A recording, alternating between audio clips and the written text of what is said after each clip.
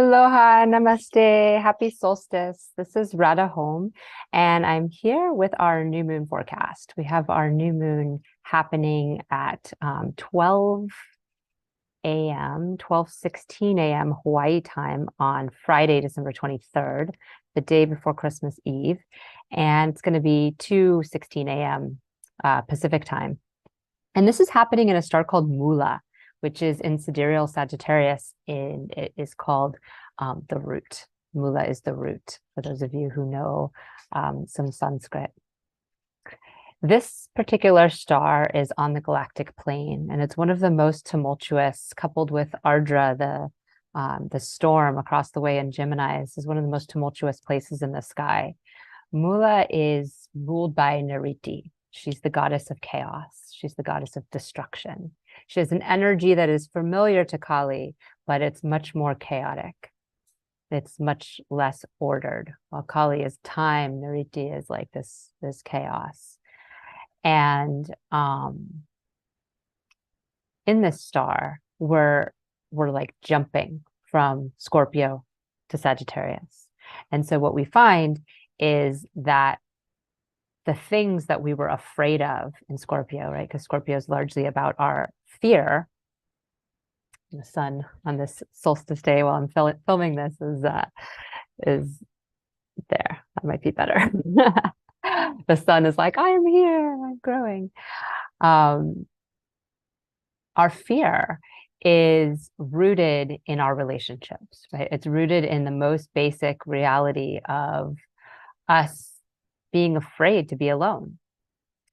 We are afraid of dying, yes, of course, but we're even more afraid of those we love dying, or worse, not dying and just leaving us. And so many of the beliefs that we have in Sagittarius are founded from these fears if we don't look at them, if we don't untie the karmic knot. There's a point between the very last degree of Scorpio and the first degree of Sagittarius, which we've passed by the time of this new moon. And it's called the Gandanta point. It's between all the water and fire signs, and it's a karmic knot. And if we don't look at that and unravel it, we can skip over something very important before we build the next block. I'm going to share my screen so I can show you something about the way our charts work. We have the first four houses, which would be like Aries, Taurus, Gemini, and Cancer. And those are about the self. The next four are Leo, Virgo, Libra, and Scorpio. And these are about one-to-one relationships, others. And then Sagittarius, Capricorn, Aquarius, and Pisces are universal. They're dealing in the universal realm. Well, what happens to our beliefs if we skip over what did not work in our relations with others? And of course, this is something that can happen from Cancer to Leo, and it's something that happens from Pisces to Aries as well. These breaks of the four sets of Purusarthas, which are the motivations, right? We have our motivation of kama, which is desire, artha, which is wealth, material possession, dharma, which is truth, and moksha, which is freedom. And actually it starts with dharma. The first house is dharma, the second house is artha, the third house is desire, kama, the fourth house is moksha. And then it starts again. Dharma, the fifth house, artha, the sixth house. And in that case, it's sort of lack of wealth. Desire, kama, the seventh house, partnerships, and then eighth house, freedom. How do we find the freedom in the eighth house? By facing our fears. And if we don't face our fears and we blame others, or we feel out of control and we're not able to really experience the experience of whatever it is we're feeling, we override it. We bypass it. And this is what happens in Sagittarius, particularly with Venus and Mercury.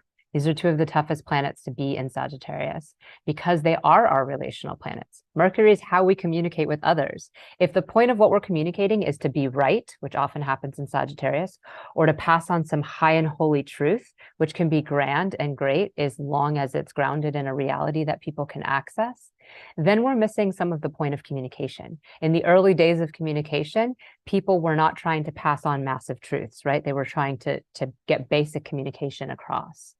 All things communicate. Trees communicate from their roots, right? Animals communicate. Plants communicate. Everyone has a need to communicate. Everything has a need to communicate. And its need comes from needing others in the symbiotic relationship of life. So if we are overriding the needs, fears, problems, and issues of everybody else in order to have some kind of high and holy viewpoint, then we are missing the point of communication. Likewise, with relationships, the point of relationships is intimacy, right? It's not for the person to be perfect or for them to fit in some box of things. I've seen this the other day. Somebody who's a relationship coach wrote like a list of things that he's looking for in a partner. And this is a coach, right? It's like an incredibly long list of things he absolutely will not accept or wants in somebody.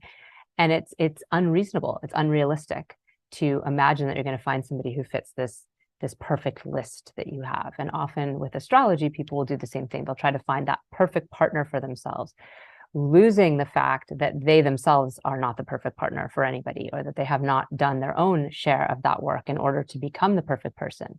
They're seeking outside of them to change as opposed to inside to change. So this is what Sagittarius does. It puts up a big front and stands on a pedestal and speaks all the words, but doesn't do the inner work. And if we do the inner work before we get there, then our beliefs are founded on something very solid.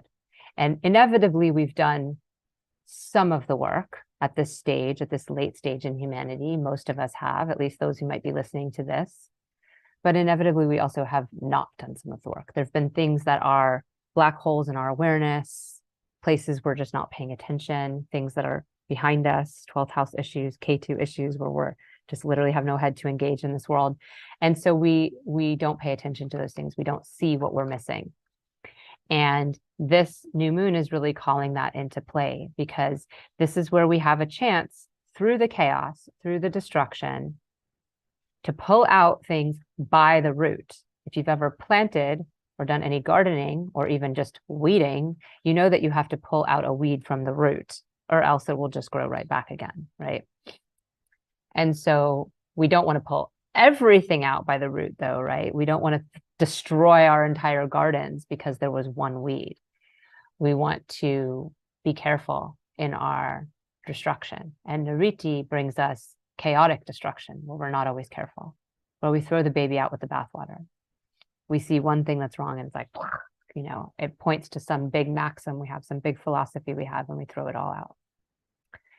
So to tread carefully in this time of hope and optimism and idealism, yes, and the beauty that comes with that, but also that spiritual bypassing and overriding that can occur here. Venus is in Purvashada, where we're planting the new roots. So we have an opportunity to plant new seeds of what we want to grow in those big gaping holes that get left from what we destroyed in Mula. We have an opportunity to plant something new, something that is aligned with our beliefs. Mercury is our sense of discernment. And Mercury is about to go retrograde. So on just a couple of days from here, this is the new moon on the 23rd. And then we have, of course, Christmas happening, Christmas Eve and Christmas happening. And the moon will be joining Saturn for that. So there's going to be, you know, some sombering happening.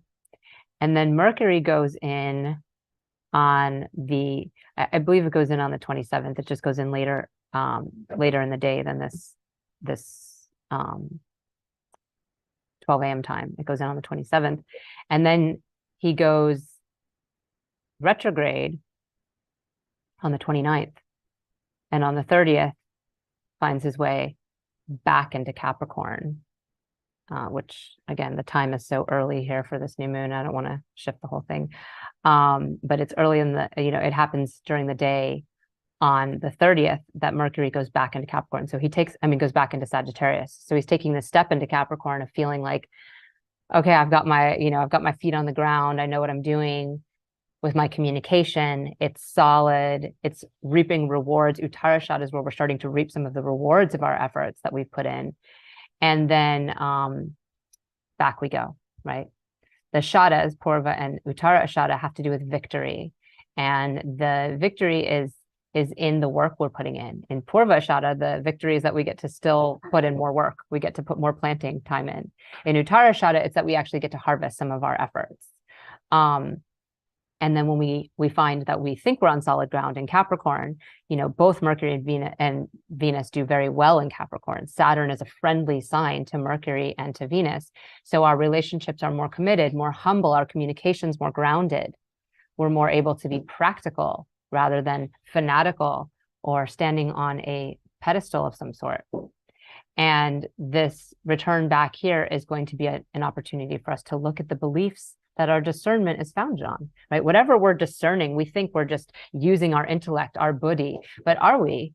It's coming from all this confirmation bias beneath the surface. Everything we've learned before, everything we believe, and a lot of it comes from our childhood. A lot of it also comes from our pain, our trauma, our various experiences we've had in particularly relationships, where we were left feeling unimportant, where we were left feeling abandoned or insignificant. And so we've created all these ideals and all these beliefs that make us not have to feel that way. And then we then pass that on to others and say, oh, no, you don't feel that way either. This is what's actually happening. And we end up minimizing one another and not allowing ourselves to truly flourish. So this is an opportunity for us to really invite our feelings to the table, and not just to the dinner table, but to the stage of the pulpit, to the stage of our beliefs, to sit in circle with us when we pray and allow ourselves to be fully human and have that range of humanity that we were born into. We are here in these bodies, and we are not just trying to get out of them. This new moon also has, I'm going to go back to the new moon itself, has a drishti from Mars, a one-way energetic gaze. Mars does an 8th house one. This is 7th house. When it was in Scorpio, we had it too, right? His own sign. Now it's in Sagittarius. So that festering anger is still there. It's retrograde beneath the surface. Rohini, it's our sensual desires. It's our passion. It's our anger that other people are keeping us from our discipline, because Mars wants to be disciplined. Mars wants to be individuated. And instead we're drawn by our passion. We're drawn by our lust. We're drawn by our jealousy. We're drawn by these needs we have. And we're blaming others for not showing up for ourselves. And that is seeded into what we're destroying, as well as what we're planting in relationships. Venus rules Taurus. This is a relational sign. And Mars being there for 7 months total is a long time. Mars is usually only there for 3 months in a sign. And it's been since August 10th that Mars has been in this place. He jumped into Gemini for a month, October 10th to November 12th, or maybe October 12th to November 10th, and then jump back in, but retrograde, right? So it's internalizing, it's building up like a volcano. And where I live, actual volcanoes built up and erupted, but now the external showing of it has dissipated, but the internal remnants is still there. There's still that feeling of blame and anger and lack of proper discipline, lack of showing up. And who else's fault is it? Is it the fault of the people who, are holding us responsible for the things that we have said we do? Is it our relational people's fault for drawing us in with their sensuality and seductivity? Or is it our own fault for not showing up for ourselves first each and every day? For not showing up on our yoga mat, or for whatever our various needs are for courage and discipline. Mars, when he moves out, so he's going to be direct in January and then move out not until March 12th, he'll move into Gemini. And that's not a better placement for Mars, right? That's where we get angry with our speech and our communication. We're still blaming. We're blaming now through our words, through our anger, because these are relational signs, because they're ruled by relational planets, and Mars is not relational. Mars is distancing, individuating. So this is something to really pay attention to. What is your anger? And how do we access that? We do something physical. Mars needs physicality. And in this case, maybe it's not physical with somebody else, right? Maybe that's what we want to be doing. Maybe what we need to be doing is something physical with ourselves. Something that is daily discipline. Discipline is when we show up in the same way again and again, not scattered, frenetic ways all over the place, but when we're consistent. And so that's what we need. That's what we need to do in order to really get to the root of our relational issues and the root of our own anger, and hold space for that too. We're allowed to be angry. We're allowed to be afraid. We're allowed to be anxious. We're also allowed to be happy. We're allowed to be all the things. And we don't have some high spiritual goal that's more important than that. Jupiter and Venus are both the teachers. Venus is the teacher that teaches the asuras, those without light. Jupiter is the teacher of the devas, those who are moving towards the light.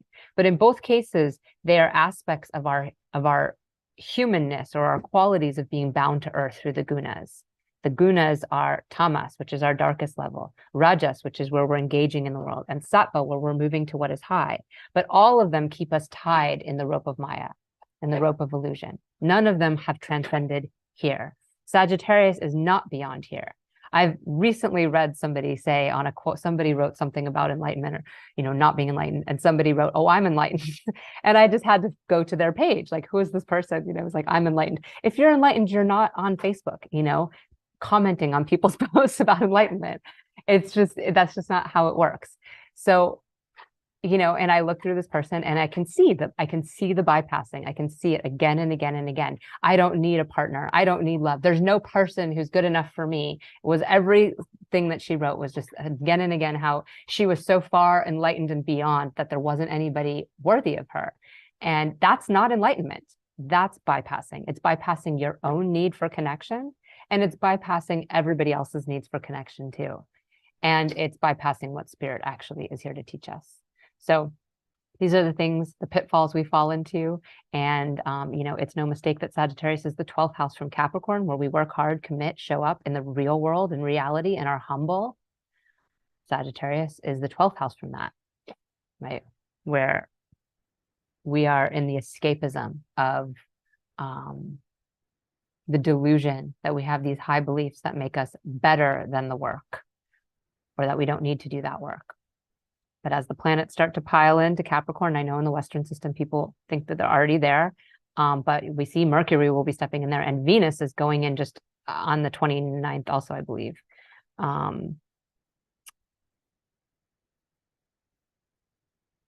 Venus will be going in later this day on the 29th.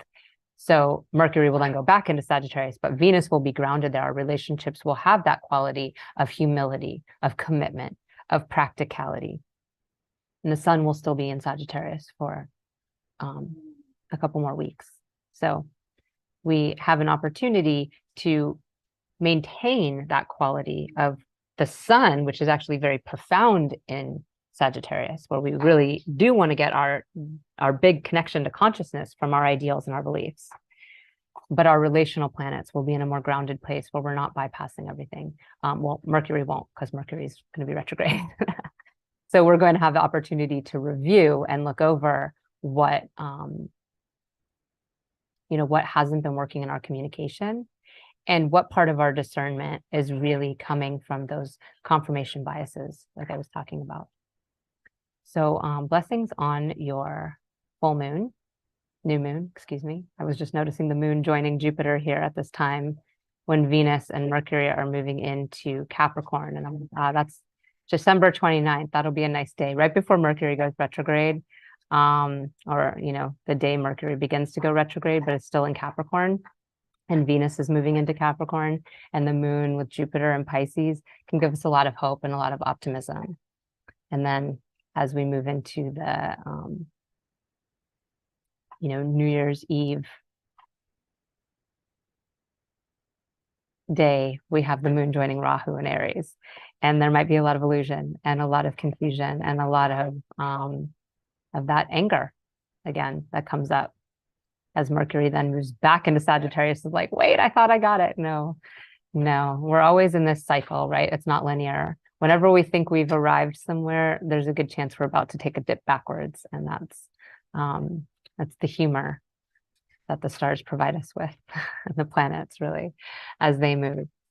So I hope this is helpful for you. If you have not already, you can sign up on my email list at www.radhahomeyoga.com.